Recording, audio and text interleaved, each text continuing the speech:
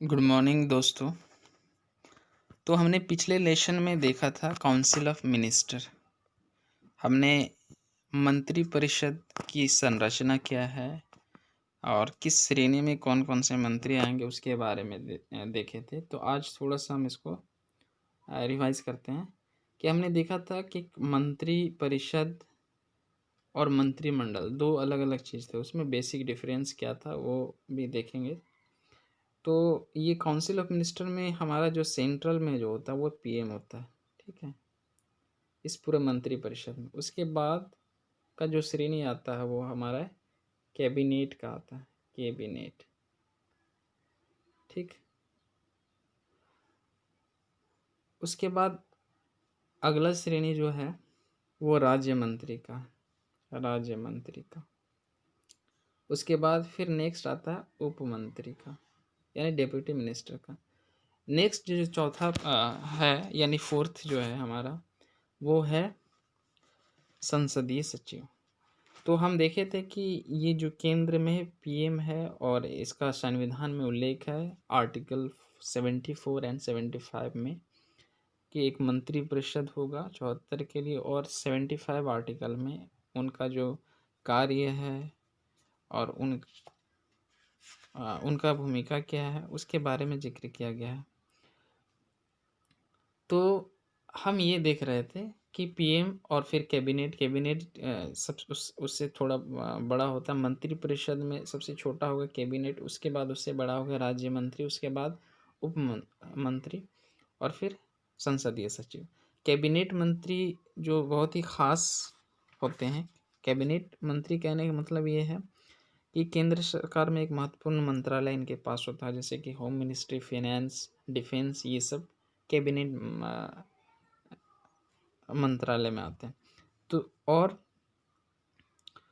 यानी कि संपूर्ण केंद्र सरकार का एक तरह का वो परिधि के तौर पे है। और दूसरा चीज़ है कि राज्य मंत्री जो नेक्स्ट पार्ट आता है वो राज्य मंत्री, वो राज्य मंत्री क्या कर सकते हैं, कैबिनेट मंत्रियों की सहायता के लिए भी होंगे या फिर उनका अलग एक डिपार्टमेंट या मंत्रालय या एक स्वतंत्र प्रभार दिया जाएगा, ये होगा। ये दो तरीक़ा से होता है राज्य मंत्री। नेक्स्ट उप मंत्री क्या है, ठीक है, ये कैबिनेट की सहायता के लिए होता है, ठीक। तो उप मंत्री जो है वो है कैबिनेट की सहायता के लिए है। और ये कह सकते हैं कि ये संसदीय बैठकों में भाग नहीं लेते हैं। राज्य मंत्री भी संसदीय बैठकों में भाग नहीं लेंगे। सॉरी, कैबिनेट का जो बैठक होगा उसमें भाग नहीं लेंगे, ठीक है। नेक्स्ट है, आगे आता है संसदीय सचिव। जो संसदीय सचिव नेक्स्ट था, संसदीय सचिव का क्या काम रहेगा कि वो एक तरह का मदद करेंगे जो वरिष्ठ मंत्रियों के साथ जो संसदीय कार्य है उनमें सहायता करेंगे, ठीक है। तो ये इस तरह का स्ट्रक्चर, संरचना मंत्री परिषद, ये पूरे को हम बोलेंगे एक मंत्री परिषद। यहाँ मंत्री परिषद और एक मंत्रिमंडल दो वर्ड आया है, दोनों में थोड़ा सा डिफरेंस है। ये मंत्रिमंडल जो होगा ये यहाँ तक होगा, कहने का मतलब ये है कैबिनेट मंत्रालय, तो यानी कैबिनेट के सदस्य मंत्रिमंडल का हिस्सा होते हैं। और मंत्री परिषद ये पूरा जो मिनिस्ट्री है, ये पूरा जो संरचना है वो मंत्री परिषद है। तो दोनों में ये थोड़ा सा डिफरेंस है। मंत्री परिषद में मंत्रियों की संख्या लगभग 60-70 हो सकती है, कैबिनेट मंत्री में 15 से 20 मंत्री होते हैं, ठीक है। मंत्री परिषद में तीनों आ जाएंगे, कैबिनेट भी आएंगे, राज्य मंत्री भी आएंगे, उप मंत्री, ये तीनों श्रेणी के मंत्री आते हैं मंत्री परिषद में। मंत्रिमंडल में सिर्फ कैबिनेट मंत्री शामिल होते हैं, ठीक है। हालांकि मंत्रिपरिषद अनुच्छेद इसका आर्टिकल 74 और 75 संवैधानिक है, ये जिक्र है। मंत्रिपरिषद, मंत्रिमंडल जो था वो बाद में आया गया है, ये 44वें संशोधन में इसे ऐड किया गया है। मंत्रिमंडल वो अनुच्छेद 352 में है, वो 44 जो हमारा अमेंडमेंट हुआ था उसमें है। तो इस तरह से स्ट्रक्चर था और ये डिफरेंस हम देख रहे थे।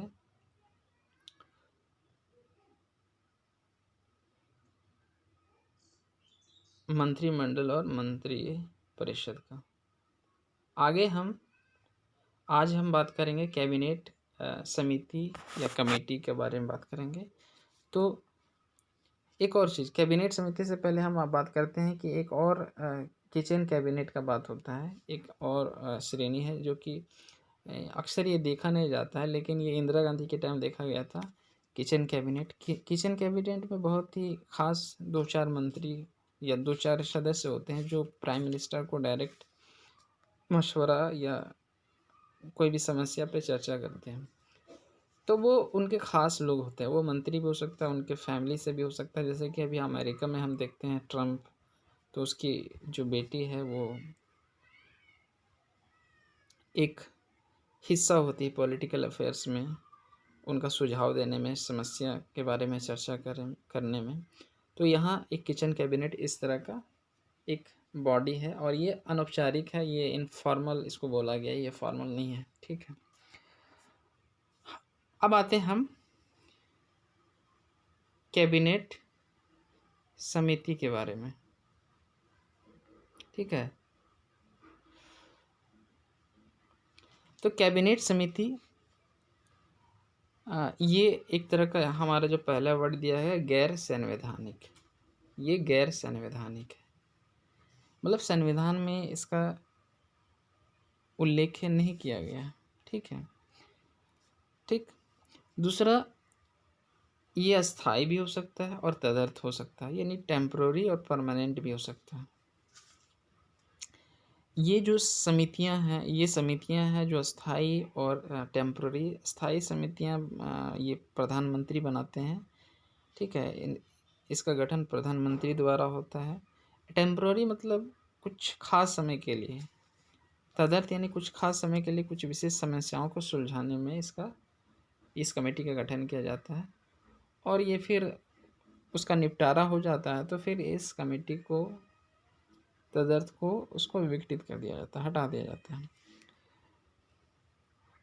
चूँकि ये डिसाइड कौन करता है? प्रधानमंत्री डिसाइड करता है। वो डिसाइड करेगा सिचुएशन के अकॉर्डिंग कि किस कमेटी का ज़रूरत है, बनाना है या नहीं बनाना है।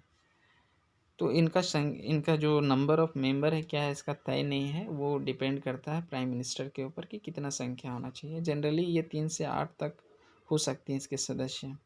ठीक है, और ये कैबिनेट के ज़्यादा सदस्य होते हैं। इसके अलावा दूसरे मंत्री भी हो सकते हैं। समितियाँ करती क्या है? समितियाँ जो है वो मुद्दों का जो हल है, सॉल्यूशन है, उसको नहीं ढूंढता है, बल्कि मंत्रिमंडल का विचार के लिए प्रस्ताव भी तैयार करती है और निर्णय भी, डिसीजन भी लेती है। ठीक है, इन समितियों में अब अध्यक्षता का बात आते हैं। ये संख्या 3 से 8 हो गया। अध्यक्षता की बात आते हैं कि इन समितियों का अध्यक्षता कौन करेगा। जनरली प्रधानमंत्री ही करते हैं। इसका अध्यक्ष जो होते हैं इन समितियों का, वो कमेटी का, वो प्रधानमंत्री होते हैं। लेकिन गृह मंत्री भी हो सकते हैं या फिर वित्त मंत्री भी हो सकते हैं कुछ कमेटी के। ठीक है, आगे हम देखते हैं कि हमने ये देखा कि समितियां न केवल मुद्दों का हल बल्कि मंत्रिमंडल के विचार के लिए प्रस्ताव रखते हैं। हम ये देखते हैं कि 1994 में, अभी यहाँ जैसे जिक्र है कि 1994 में 13 मंत्रिमंडल समिति थी। उस समय 1994 में कार्यरत थी। उसके बाद आता है 2013 में ये घट के 10 समितियां रह गई। उसके बाद अभी यानी 2016 में 6 समिति हैं। जैसे कि चुनाव हुआ 2014 में, मोदी गवर्नमेंट आया तो उन्होंने 4 अस्थाई समितियों को समाप्त करने की घोषणा की थी। ठीक है, अब ये समितियों के बारे में हम बात करेंगे कि इसके फंक्शन कैसे होते हैं, किस तरह से काम करती हैं। तो एक चीज़ है, ये समितियां कौन कौन से हो सकती हैं, जैसे कि ये इम्पोर्टेंट है। एक है राजनीतिक मामलों की समिति। तो राजनीतिक मामलों की समिति जो राजनीतिक परिस्थितियां जो है से जो संबंधित मामले हैं उनको देखती है। राजनीतिक मामलों की एक समिति बनती है। इसकी अध्यक्षता जो वो प्रधानमंत्री करेंगे। उसके जो अध्यक्ष होंगे प्रधानमंत्री होंगे। नेक्स्ट हम बात करते हैं आर्थिक मामलों की समिति। जैसे आर्थिक नाम से ही पता चल रहा है, आर्थिक मामलों की समिति आर्थिक क्षेत्र की जो सरकारी गतिविधियां हैं, जो फिनेंस वगैरह हैं, या फिर हम श्रम विभाग का बात करेंगे, वो भी कभी कभी वो ऐड हो जाता है। तो उन सारी चीज़ों को निर्देशित करती है, उनके बीच में कोऑर्डिनेट करने का काम करती है ये आर्थिक मामलों की समिति। एक आता है नियुक्ति मामलों की समिति। नियुक्ति मामलों की समिति क्या है, जैसे कि ये समिति क्या करती है कि जैसे सचिवालय, सेक्रेटरीट या केंद्रीय सेक्रेटेरिएट है, या फिर पीएसयू है, पब्लिक यूनिट है, जो पब्लिक सर्विस यूनिट। तो ये पीएसयू ये उद्यमियों में क्या करेंगे, जो उच्च पद पर आसीन जो अधिकारी है उनको नियुक्त यही समिति करती है। बैंकों में जो उच्च, जैसे कि एमडी का बात करें या कुछ बड़े पद पर जो नियुक्त किए जाने चाहिए, तो ये समिति लास्ट फाइनलाइज करती है कि ये इसे अपॉइंट किया जाना चाहिए उस डिपार्टमेंट के लिए। नेक्स्ट आता है संसदीय मामलों की समिति। ये संसदीय मामलों की समिति जैसे हम देख रहे हैं, तो ये इसका अध्यक्षता प्रधानमंत्री नहीं करेंगे, इसकी अध्यक्षता जो है आपका गृह मंत्री होंगे, ठीक है, या कोई और मंत्री हो सकते हैं। तो ये गृह मंत्री ही होते हैं संसदीय मामलों की समिति की अध्यक्षता में। और ठीक है, तो यहाँ पे ये चारों जो समिति है, इन चारों का बात किया जाए तो राजनीतिक मामलों की जो समिति है उसे सर्वशक्तिशाली समिति, जिसे सुपर कैबिनेट भी कहा जाता है, ठीक है। तो ये इम्पोर्टेंट है राजनीतिक मामलों की जो समिति है, ठीक है। इसके अलावा सुपर कैबिनेट, तो इसके अलावा मंत्रियों का समूह बनाया गया था, जैसे बोलते हैं एम्पावर ग्रुप ऑफ मिनिस्टर। ये अभी अस्तित्व नहीं है, क्योंकि गवर्नमेंट आया था इसको ख़त्म कर दिया गया है, मोदी गवर्नमेंट। इससे पहले थे तो ये एक समूह हुआ करता था, मंत्रियों समूह का। इसके बारे में आप हम नेक्स्ट बताएंगे। तो आज के लेसन में इतना ही, बाकी धन्यवाद।